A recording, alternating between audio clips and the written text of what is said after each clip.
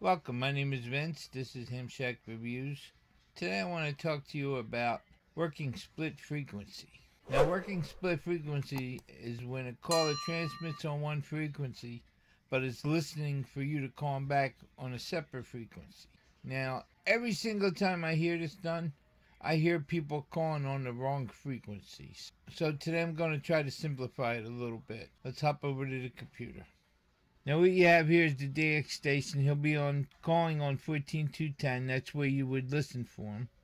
He'll be calling on 14210, but he'll be calling CQ, his call sign, and working up 5, which means he'll be listening up on 14215. Now this could be up 1, up 1.3, it could be up 5 to 10. How far up he's listening is totally up to him. But what you're going to need to do is, now you're the caller down here, you're going to need to listen RX on the frequency he's TXing on, which means you want to be listening on 14210. So you can hear him calling. But when you transmit, you want to be transmitting on 14215. Do not transmit on 14210 because he cannot hear you. He will not answer you. The only thing you'll be doing is causing interference to the other people that are trying to hear him on 14210. Now, working split frequency has its ups and its downs. The ups are he could work a lot more people and hear them without people calling on the frequency he's transmitting on, which means you can hear him better. And if he's working something like up 5 to 10,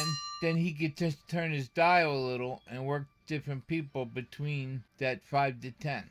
Some of the disadvantages are the people that are calling on the wrong frequency. Now, working split is great for heavy pile-ups. When you got a lot of people calling, it enables people to hear the caller because no one's calling on his frequency, or no one should be calling on his frequency. Maybe it's just something that honestly bothers me, but I find it disturbing. If you don't understand how to work split frequency, ask somebody. A good sign that he's working split frequency is, one, you don't hear him working anybody on the frequency he's calling on.